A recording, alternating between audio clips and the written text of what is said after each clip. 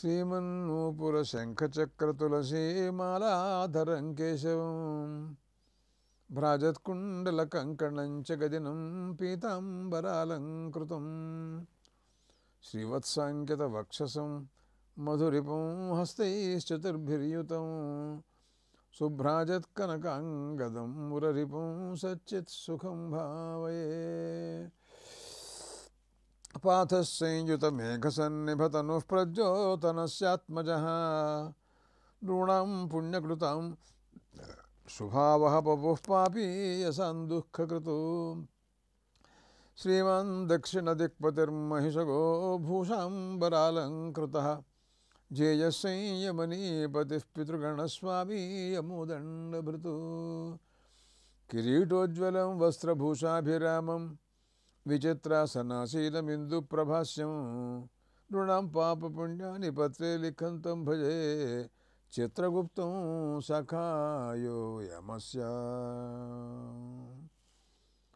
పితృయజ్ఞం గరుడ పురాణం అనే విషయాలపైన విచారణ. సాక్షాత్తు శ్రీ మహావిష్ణువు గరుత్మంతుల వారికి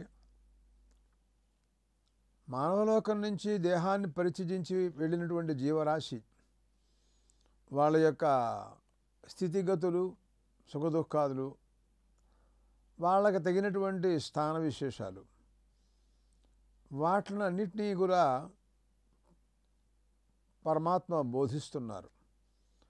మానవలోకంలో దేహాన్ని పరిత్యజించి వెళ్ళినటువంటి జీవుల యొక్క బంధువులు అనగా పుత్రులు కానీ పౌత్రులు కానీ దౌహితులు కానీ బంధువర్గం ఇంకా ఎవరైనా సరే కర్మానుష్ఠాతలు వాళ్ళను ఉద్దేశించి ఊర్ధ్వదైహిక క్రియలు పారలౌకికమైనటువంటి క్రియా విశేషాలను ఎవరైతే అనుష్ఠిస్తూ ఉంటారో అటువంటి వాళ్ళ యొక్క అనుష్ఠాన ప్రభావం చేత వాళ్ళకి ఎటువంటి లోకాలు వస్తూ ఉంటాయి అనే అనేక విషయాలు మాట్లాడుతున్నారు ప్రభువు.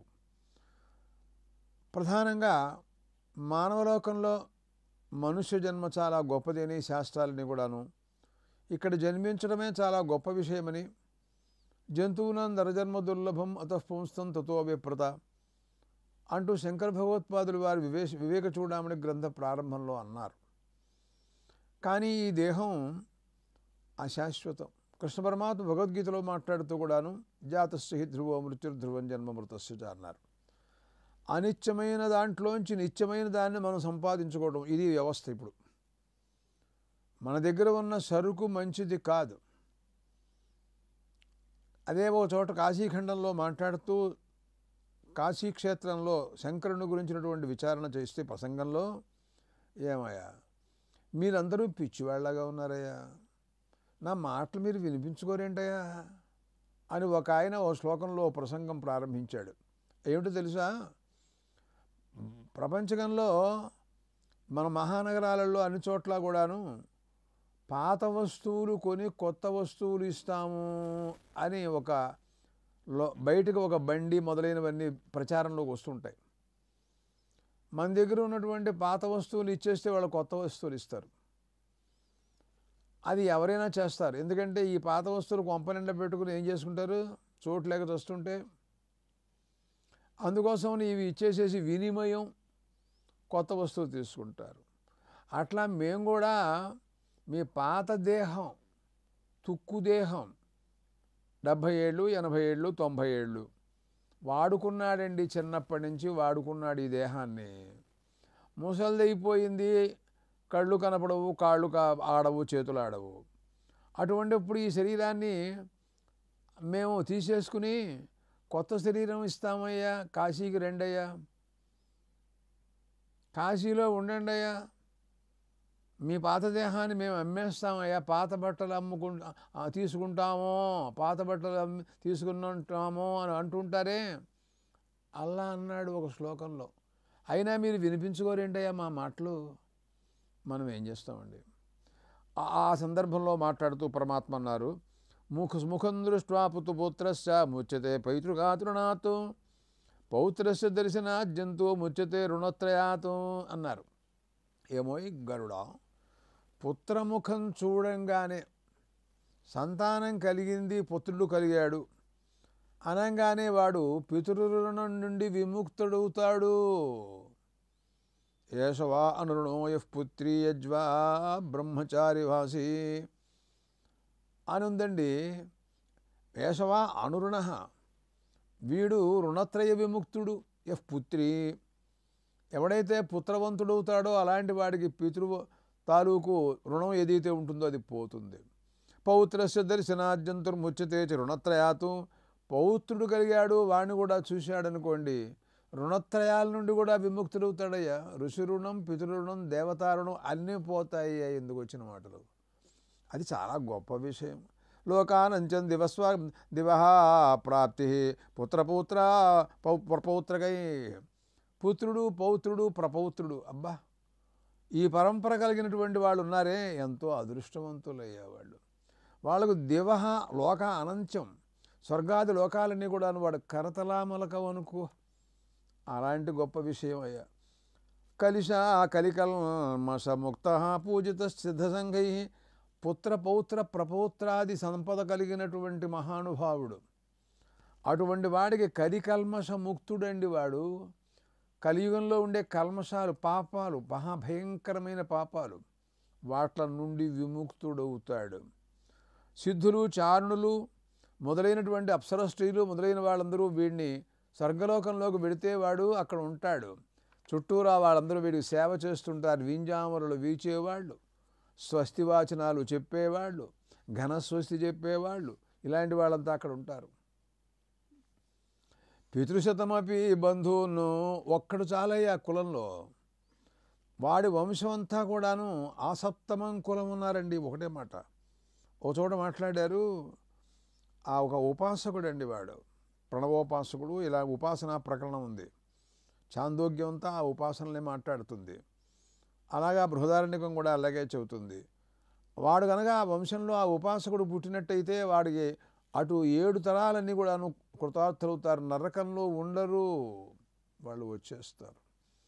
పితృశతమపి బంధూన్ పుత్ర పౌత్రానపి నరక విమగ్నాన్ ఉద్ధరేదేకయేవ.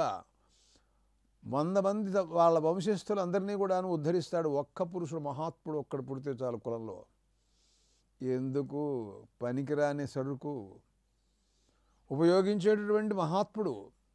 అధ్యాత్మ విద్య అండి, దానికంటే ప్రపంచంలో ఇంకో విద్య లేదు కదా. అధ్యాత్మ విద్య విద్యానాం వాద ప్రవతతామహం ఉన్నారు గీతాచార్యుడు. విద్యల్లో అధ్యాత్మ విద్య నా స్వరూపం ఉన్నారు పరమాత్మ. అందువలన మృతస్య ప్రేతత్వ నివృత్త్యర్థం, అందువలన అలాంటి గొప్ప విషయం పుత్ర సంతతి అనేటటువంటిది చాలా గొప్పది.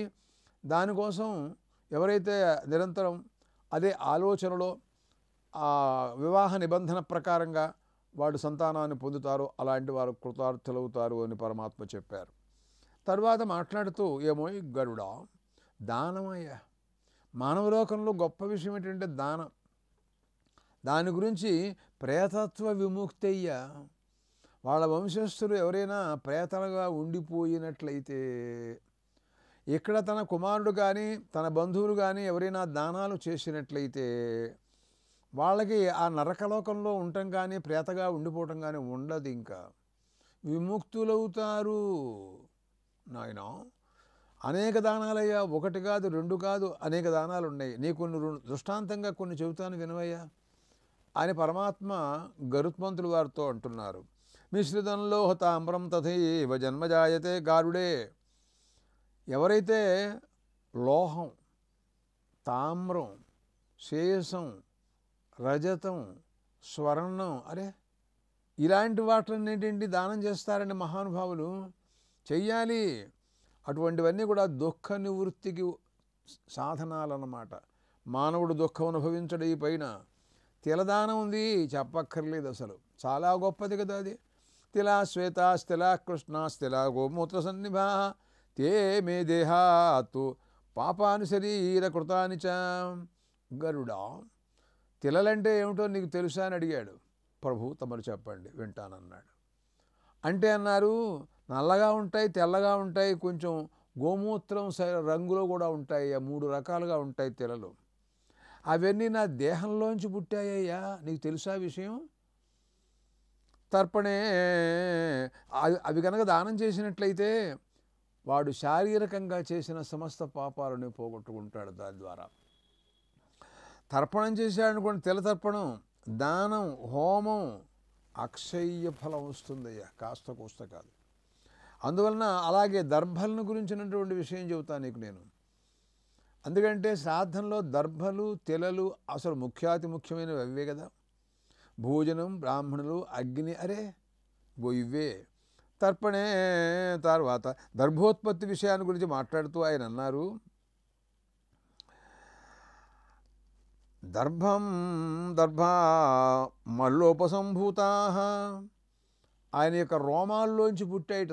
శ్రీ మహావిష్ణువు యొక్క రోమాల్లోంచి దర్భలు ఆవిర్భవించాయిట సృష్టియాదిలో. తెలలు, నువ్వులు ఆయన యొక్క స్వేదజలం, చెమటలోంచి పుట్టాయిట. ఇవి గనక దానం చేసినట్టయితే పితృదేవతలు తృప్తి చెందుతారయ్యా. దేవతలు కూడాను దానాలు ఇవ్వచ్చు. సవ్యంతో దేవతలకు దానాలు చేయాలి, అపసవ్యంతో పితృదేవతలకు దానాలు చేయాలి. దానివలన ఉభయులు కూడాను వాళ్ళు తృప్తి చెందుతారనే విషయం తెలుసుకో. మరొక రహస్యం చెబుతాను విను. గరుడ దర్భము యొక్క మూలంలో బ్రహ్మగారు ఉంటాడు. దర్భ యొక్క మధ్యలో విష్ణుమూర్తి ఉంటాడు. దర్భ యొక్క చివరిలో శంకరుడు ఉంటాటండి. అబ్బా, అంటే దర్భ మూర్తిత్రయ స్వరూపం అన్నమాట. విప్ర మంత్ర కుశావన్నీ తులసి చఖగేశ్వర నైతే నిర్మాల్యత యాంతి క్రియమాణ పునఃపునః. ఏమో ఈ గరుడ బ్రాహ్మలు, మంత్రాలు, దర్భలు, అగ్ని, తులసి, ఇదిగో వీటికి అపవిత్రత అనేది లేదు. ఎప్పుడు పడితే అప్పుడు అవసరం వస్తే వాళ్ళు పవిత్రులు అయిపోతారు. స్నానం చేస్తే పవిత్రత. ఒకవేళ ఏదైనా మనం ప్రతిగ్రహము లేకపోతే ఏదో అపవిత్రత, ఏదో స్పర్శ దోషం అని అనుకో, స్నానం చేయి, మళ్ళీ మామూలే, అంతా పోతుందయ్యా. విప్ర మంత్రాలు చెప్పినటువంటి మంత్రాలు మళ్ళీ ఇంకోసారి చెబితే శుద్ధిని పొందుతాయి. కుశావన్నీ దర్భలు కడిగితే చాలయ్యా, మళ్ళీ వాడుకోవచ్చు. అగ్ని ఉందనుకో, మళ్ళీ ఇంకో 4 సమితులు వేయటమే, అంతకంటే ఏం లేదయ్యా బాబు. తులసి కూడా అలాంటిదేనయ్యా. తులసి బ్రాహ్మణ గాభ విష్ణురు ఏకాదశేఖగా పంచప్రోహణాన్యేవా భవాబ్ధో మజ్జతాం సదా. సంసార సాగర సముద్రంలో, భయంకరమైనటువంటి సముద్రంలో మునిగిపోతున్నటువంటి వాడిని ఉద్ధరించేవి ప్రపంచంలో ఏమిటో తెలుసా? గరుడ, తులసి, బ్రాహ్మడు, గోవులు, మహావిష్ణువు, ఏకాదశి తిథి, అదిగో అది. ఇవన్నీ కూడాను మానవుణ్ణి సముద్రంలో దూకి పడిపోతూ కొట్టుకుపోతూ దిక్కులేదురా అనుకున్న వాడిని బయటికి లాక్కొస్తాయి అవి. సంసార సముద్రంలో పడి కొట్టిమెట్టాడుతున్నాడు. విష్ణురేకాదశి గీతా తులసి విప్రధేనవ అపారే దుర్గ సంసారే షట్పది ముక్తిదాయిని. ఏమోయ్ గరుడా, మరో విషయం చెబుతాను నేను. మహావిష్ణువు ఏకాదశి భగవద్గీత, అరే ఆ గీత, తులసి, బ్రాహ్మలు, గోవులు, ఈ భయంకరమైనటువంటి సంసారం ఉందే, ఇది సముద్ర తుల్యం. సముద్రంలో మొసళ్ళు, తిమింగిల గిలలు, అబ్బో అటువంటివి ఉన్నాయి ఈ సంసారంలో. మనలో కూడా లోపల కామక్రోధాదులు, లోభమోహాలు, మదమాత్సర్యాలు, వీట్ల కంటే శత్రువులు ఎవరున్నారయ్యా ప్రపంచంలో? ఇవన్నీ కూడాను పోయి వాడు కృతార్థుడు అవ్వాలి అంటే ఇదిగో ఈ 6 పదార్థాలని సేవించాలి. భగవద్గీత అయ్యా, తులసి, బ్రాహ్మణులు, గోవులు, విష్ణువు, ఏకాదశి, తిల విప్ర త్రివిధ. తిలలు 3 రకాలని చెప్పా, తెల్లగా, నల్లగా, గోధుమ రంగులోనూ ఉంటాయని చెప్పా. దర్భలు కూడాను అలాగే ఉంటాయి. దర్భలు మా మూర్తిత్రయ స్వరూపము ఇందాక నేను చెప్పాను నేను. బ్రహ్మగారు దర్భ మూలంలో ఉంటాట, మధ్యలో మహావిష్ణువు ఉంటాట, పైన అగ్రం దగ్గర శంకరుడు ఉంటాటండి. శంకరుడు అమ్మో కైలాసవాసి, మరి వైకుంఠవాసుడు, సత్యలోకవాసి, అదండి. వీళ్ళు మానవుణ్ణి దుర్గతి లేకుండా ఉద్ధరిస్తారండి వీళ్ళు.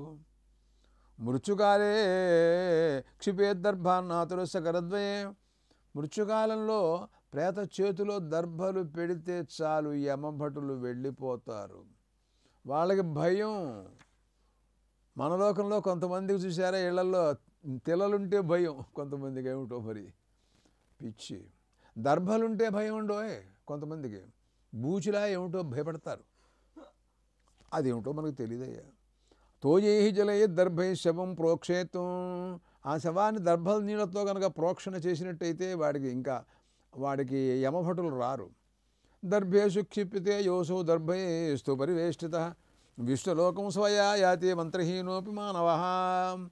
ఒకవేళ ఎవరైనా మంత్రాలు చెప్పేవాడు దొరకపోయినా సరే ఆ ప్రేత చుట్టూరా దర్భల చాపలు దర్భలతో చుట్టేసేయి నువ్వు, వాడు విష్ణులోకంలోకి వెళ్ళిపోతాడయా. ఇంకా యమధర్మరాజు ఆ రూటు వేరు, అసలు ఆ రూట్లోకి తీసుకెళ్ళరు వీడిని, ఇది మరో రూట్లో పెడతాడు. సరే కానీ మరొక విషయం చెబుతాను, వింటావేంటి? చెప్పు ప్రభు. లవణంతో తద్రసం దివ్యం సర్వకామ ప్రతనృణం యస్మాత్ అన్నరసా సర్వే నోత్కట లవణం వినా. ఏమయోయ్, లవణదానం చాలా ప్రశస్తమయ్యా. లవణం అంటే ఉప్పు. ఉప్పు లేనిదే ప్రపంచంలో ఏ పదార్థము శోభించదు. కూరల్లో, పప్పులో, ప్రతి వస్తువులోనూ ఆహార పదార్థాలలో అది ఎంత వేయాలో అంతే వేసుకోవాలి. అది లేకపోతే చప్పగా ఉంటాయి, ఏది రుచించదు. అది కనుక ఎక్కువైందనగా పిచ్చిగా ఉంటుంది, అసలు తినలేడు, వాడి నోట్లో పెట్టుకోలేడు. కానీ ఉప్పు లేకుండా అసలు కుదరదండోయ్. అటువంటి లవణాన్ని కనుక దానం చేసినట్టయితే పితృణాం ప్రియం భవ్యం తస్మాత్ స్వర్గప్రదం భవేతు. పితృదేవతలకి ఆ ఉప్పు అంటే చాలా ఇష్టం అండి. ఆ ఉప్పు వాళ్ళు చాలా ఆ దానం చేస్తే ఎంత ఆనందిస్తారో. దానివలన స్వర్గలోకంలో ఉంటాడయ్యా లవణదానం. విష్ణుదేహ సముద్భూత యతోయం లవణోరస. ఆ లవణ రసం ఉంది, నీళ్లు కాసిన ఉప్పు నీళ్ళలో పోస్తే రసంగా మారిపోతుంది. అది మహావిష్ణువు యొక్క దేహంలోంచి వచ్చిందటయ్యా. విశేషాలు లవణం దానం తేన సంసంతి యోగిన. యోగీశ్వరులందరూ చెబుతున్నారయ్యా. గరుడ లవణదానం ఉప్పు దానం చేయడం చాలా గొప్ప అని చెబుతున్నారండి. బ్రాహ్మణ క్షత్రియ విషాం స్త్రీణాం శూద్రజనస్య చ ఆతురాణాంచ దదా ప్రాణ ప్రజాంతి వసుధాతలే లవణంతు దదా దేయం ద్వారస్య ఉద్ఘాటనం దివహం. మానవులు ఇక్కడి నుంచి బయలుదేరి వెళుతున్నారు. వాళ్ళు దేహత్యాగం చేసి బయలుదేరారు. ఎక్కడికి వెళ్ళాలో తెలియదు. వెళ్ళిన చోటు మనం వాళ్ళు ఆదరిస్తారో, అక్కడ మనకు తలుపు తీస్తారో, అసలు తలుపేసి నువ్వు ఎవరు బయటకు పో అంటే ఏం చేస్తావు? కొత్త ఊరు, వాళ్ళెవరూ మనకు తెలియదు. మనం ఆటో కూడా వెళ్ళిపోయింది, వాటిలో బ్యాగులు పుచ్చు నుంచున్నాడు. వాడు తలుపులు కొడితే ఎవరాయా మీరు, పండే బయటకి అంటున్నాడు వాడు. ఇంకా మనం ఏం చేయాలి అక్కడ? అట్లా అక్కర్లేదు, స్వర్గలోక ద్వారాలు తెరుచుకుని ఉంటాయి. నీకు నేను చెబుతున్నా, ఎవరు వెళ్ళినా సరే లవణదానం చేశాడనుకోండి, అలాంటి వాడు బ్రాహ్మణ క్షత్రియ వైశ్యులు స్త్రీలు శూద్రులు ఎవరైనా సరే ఆతురాణాం తదా ప్రాణా ప్రజాంతి వసుధాతలే. వీళ్ళ ప్రాణాలు ఈ లోకంలోంచి బయలుదేరి పెడితే ఆ లవణం దానం చేసినటువంటి వాళ్ళ యొక్క ప్రాణాలు స్వర్గలోకంలోకి వెళితే తలుపులు తెరుచుకుని ఉంటాయి. రండి లోపల రండి ప్రభు అని వాళ్ళందరూ లోపల పిలుస్తారయ్యా. అలాంటిది దేయమేకం మహాదానం కార్పాసంచోత్తమోత్తమం ఏన దత్తేన ప్రియంతే భూహుభువ సువైతి క్రమాత్. గరుడా మరొక విషయం చెబుతా. పత్తెయ్య అది చాలా తేలిక, చాలా ఖర్చు తక్కువ. అది కనుక దానం చేసినట్టయితే చాలా గొప్ప విషయం అండి. ముల్లోకాలు కూడా అక్కడ ఉండే మానవులందరూ కూడా సంతోషిస్తారటండి. భూహుభువ సువహ నడేకంగా. అలాంటిది పత్తి దానం చేయటం వల్ల వచ్చే ప్రయోజనం. అలాగే లవణం ఇచ్చాడనుకోండి, అంటే ఉప్పు. నభయం విద్యతే యమాతు. యమధర్మరాజు వలన భయపడాల్సినటువంటి అవసరం లేదుటండి. ఎందుకంటే అతను అక్కడ వెళ్ళంగానే వీడు లవణదానం చేశాడురా, వీడిని మీరు విడిచిపెట్టేయండి. కార్పాసస్సుదానే నా నభూతేభ్యో భయం క్వచితు. పత్తి దానం చేశాడురా, వీడికి భూతముల వల్ల భయం లేదు. ఈ ప్రాణివర్గం వల్ల ఎవరి వల్ల వాడికి భయం ఉండదు కదా. తారయం తిన్నరం గావహ త్రివిధాశ్చైవ పాతకాత్ హేమదానాత్ సుఖం స్వర్గే భూమిదానాత్ నృపో భవేతు. ఏమోయ్ గరుడా, మానవుణ్ణి గోవులు తరింపజేస్తాయ్యా. గోదానం చేస్తే వాడిని ఉద్ధరిస్తాయి గోవులు. వాడికి శారీరకంగా, మానసికంగా, వాచికంగా ఉన్న పాపాలన్నీ కూడా పోతాయి. బంగారం దానం చేశాడనుకోండి, స్వర్గలోకంలో సుఖం అనుభవిస్తాడయ్యా. భూమి దానం చేశాడనుకోండి, జన్మాంతరంలో మహారాజు అయి పుడతాడయ్యా బాబు. సర్వేపి యమదూతాశ్చ యమరూపా విభీషణా సర్వే తే వరదాయాంతి సప్తధాన్యేన ప్రీణిత. ఏమోయ్ గరుడా, మరొక విషయం చెప్తాను. అందరూ కూడాను సప్తధాన్యేన ప్రీణిత, 7 రకములైనటువంటి ధాన్యాలను గురించి ఇదివరకే చెప్పారు. అవి గనక దానం చేసినట్టయితే సంతృప్తి చెందుతారు యమదూతలు. వాళ్ళు అసలు చాలా భయంకరంగా ఉంటారు. అలాంటి వాళ్ళు సౌమ్యాకారంతో దర్శనమిస్తారు మనకి. ఏ కోరికలు కావాలంటే ఆ కోరికలు ఇస్తారు. అసలు మరొకటి ఎందుకు వచ్చిన మాటలు, విష్ణువు యొక్క స్మరణమయ్యా. విష్ణురు విష్ణురు విష్ణురు విష్ణురు విష్ణు మన వాళ్ళు ఎప్పుడూ చెబుతూ ఉంటారండి, కర్మకాండలోనూ అలాగే శ్రాద్ధకాలంలో కూడాను. ఏమంటారంటే మంత్రమధ్యే క్రియామధ్యే విష్ణు స్మరణపూర్వకం యత్కించిత్ క్రియతే కర్మ తత్కర్మ శతపథం భవేత్ అంటారు. మంత్రమధ్యంలోనూ క్రియామధ్యలో విష్ణు స్మరణ, విష్ణురు విష్ణురు విష్ణురు విష్ణురు విష్ణు అంటూ ఉంటారండి. ఆ స్మరణ మాత్రం చేతన వాళ్ళకి ఉత్తమ గతి అయ్యా, పరమాత్మ అనుగ్రహిస్తారయ్యా. లోహాల్ని దానం చేయటం వలన వచ్చే ప్రయోజనం ఏమిటో చెప్పమంటావా అని అన్నారు పరమాత్మ. ప్రభు చెప్పండి. యమధర్మరాజు గారి దగ్గర ఖడ్గము, ముసలము, ఏదో ఆయుధాలు, ఎనప రకములైనటువంటి ఆయుధాలు కొన్ని ఉంటాయట. మనం ఈ లోకంలో లోహాన్ని దానం చేయటం చేత ఆ లోహాలైనటువంటి ఖడ్గం, కత్తి, గొడ్డలి వగైరా ఆయన దగ్గర ఉండేవి ఉన్నాయి చూసారా, అవన్నీ ఏమీ మనని చేయవు, సుప్రీతమై ప్రసన్నంగా ఉంటాయి మనం వెళ్ళేటప్పటికల్లా. మనం ఈ దానం చేయకుండా అక్కడికి వెళ్ళామనుకోండి, అవి మనని హింసిస్తాయి. తర్వాత మానవుని గురించి మాట్లాడుతూ మరొక మాట చెబుతున్నారు. ఏమోయ్ అంటే మానవలోకం చాలా గొప్పది. అందువలన మనం ఏమరపాటు లేకుండా మానవ జన్మ ఎత్తిన తర్వాత ఈ జన్మని సార్థకం చేసుకోవాలి అని చెప్పడం కోసమని పరమాత్మ గరుత్మంతుల వారితో ఇలా అంటున్నారు. ఏమోయ్ గరుడా, పాదాదూర్ధ్వం కటిం యావతు, పాదాల దగ్గర నుంచి కటి వరకు బ్రహ్మగారు మనని అధిష్ఠించి ఉంటారట. అబ్బో, గ్రీవాం యావతు నాభి హరిర్నాభే శరీరే మనుజస్య, నాభి దగ్గర నుంచి కంఠం వరకు శ్రీ మహావిష్ణువు ఉంటారట మనలో. మస్తకే తిష్టతి ఈశాన, శిరస్సు యందు ఈశ్వరుడు ఉంటాటండి. అంటే మనం మూర్తిత్రయం అన్నమాట. మనం పాదాల దగ్గర నుంచి బొడ్డు దాకా బ్రహ్మగారు, నాభి దగ్గర నుంచి కంఠం దాకా విష్ణువు, కంఠం దగ్గర నుంచి శిరస్సు చివరి దాకా శంకరుడు. మొత్తం వ్యక్తావ్యక్త మహేశ్వర ఏవం మనుజస్య భాగత్రయం మూర్తిదేహ సంతి. ఈ 3 భాగాల్లో త్రిమూర్తులు మనలో ఉన్నారయ్యా.